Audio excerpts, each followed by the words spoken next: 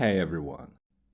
In part 2 of the Shot Detect series, we'll look at order mechanics, or what happens after a trigger is issued as described in part 1. To me, the most interesting and peculiar bits that should bring you the most value out of this video are multi-orders, order distance auto-adjust, the differences between follow and fixed orders, and it is definitely not only about moving or staying in place, then the buffer types and the impact of algorithm filters in the shot detect algos. Let's dive in.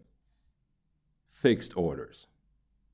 The simplest way to state the purpose of a fixed order is that it expects the next shot to be roughly to the same price level.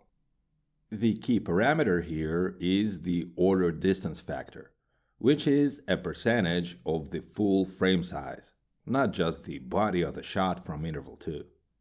Setting the distance factor to 100% places your fixed order exactly at the tip of the detected shot. Setting it to 200% places it another frame size away from the tip, and setting it to 50%, for example, places it at the halfway point of the frame size. Simple as that. Fixed order does not care about the current price, unlike the follow order, which we'll get to a bit later. Order lifetime works exactly as in vector. The order will stay active for this amount of time unless filled or cancelled. How it can be cancelled, I'll get to in a bit. Max orders defines the maximum number of concurrent unfilled orders, so any open positions don't count against this limit. This setting applies only to fixed orders. A somewhat related parameter is order frequency. Here lies the important difference from vector. In vector, the trigger state could be continuous. As long as the spread remains within the specified parameters, orders keep being placed at these intervals. But here, triggers are strictly discrete. So for the next order to appear requires not only the order frequency to elapse, but also a new valid shot. Multiple concurrent orders are possible only if there are multiple valid shots, at least order frequency apart. Here is an example of where a short order frequency with multiple shots can be very good. And here is one where it can get really bad. That's it for the order setup. The remaining parameters do not apply to fixed orders. The take profit is specified as a percentage of the whole frame size, and it is measured from the position open price. The stop loss is strictly traditional and is measured as a percentage of the open price, just like everywhere else.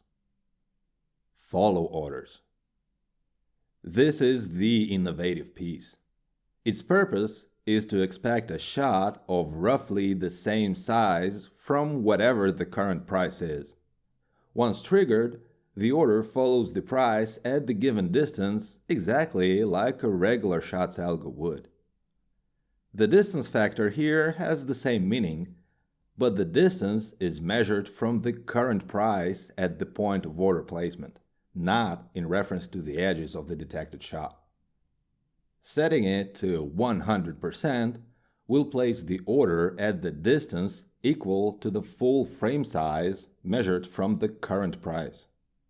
In this scenario, if the shot was to 5%, you would expect another 5% shot to follow from live moving price.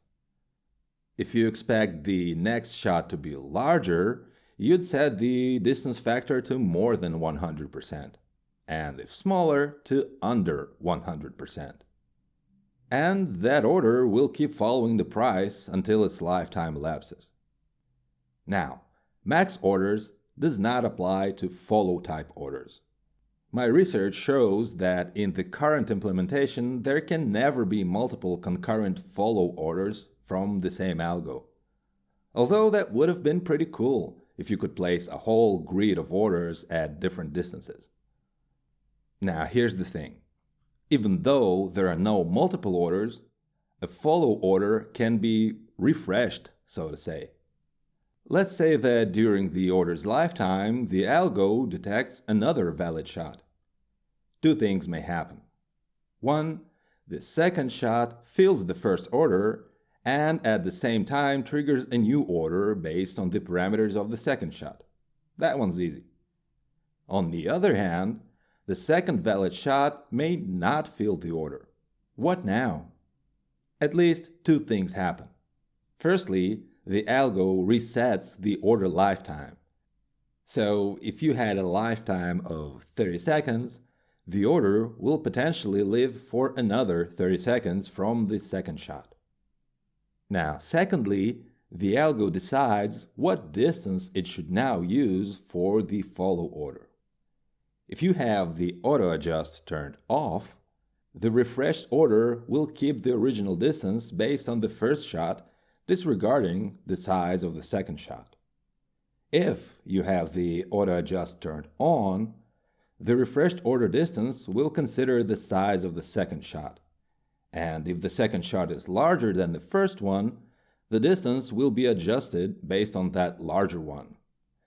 If the second shot is smaller, then the distance will be kept from the first one, yet the order lifetime will still be reset. So, with auto adjust on, the distance will always be based on the largest of all valid shots. Of course, there is a caveat, and that has to do with order frequency.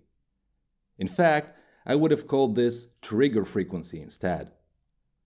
This basically says that for this amount of time since order placement, whether filled or not, all valid triggers will be ignored. So no refreshing orders, no distance adjustment, no placing of new orders, even if the price movement calls for it. Lastly, the buffer. Obviously, for an order that follows the price, a buffer is needed to avoid too many order movements. The static buffer has the same logic as the buffer in regular shots, a percentage of price split in half to go above and below the price. No matter the detected shot size, the buffer will be this. A new feature is a dynamic buffer, but careful, it is a percentage of detected shot size from interval 2. To my knowledge, this is the only instance where the actual size of interval 2 is used. Everything else uses the full frame size. Anyway, when you switch between the two buffer types, the value remains. So let's say that for a shot of 5%, a static buffer of 1% seems reasonable. But if you switch to dynamic without changing the value, your buffer will become microscopic in comparison. 1% of a 5% shot is 0.05%, and this is entirely unreasonable as a workable buffer. Here, to get the same effect for a 5% shot, you'd have to input 20. And this actually goes both ways. If you have a proper value for a dynamic buffer, but then you switch to static without changing the value, the actual size of the buffer could be so huge that your follow order never moves and never follows anything. If you decide to use follow type orders, I would absolutely advise changing the default value of the buffer. For default shot sizes of between 1.1 and 5.1%, a buffer of just 0.2 is way too small. I tried using the default, but it makes things worse, and the order refuses to move long enough for the price to gradually sneak up on it in a fashion that does not even closely resemble a shot. These two work exactly as in regular shots, no explanation needed.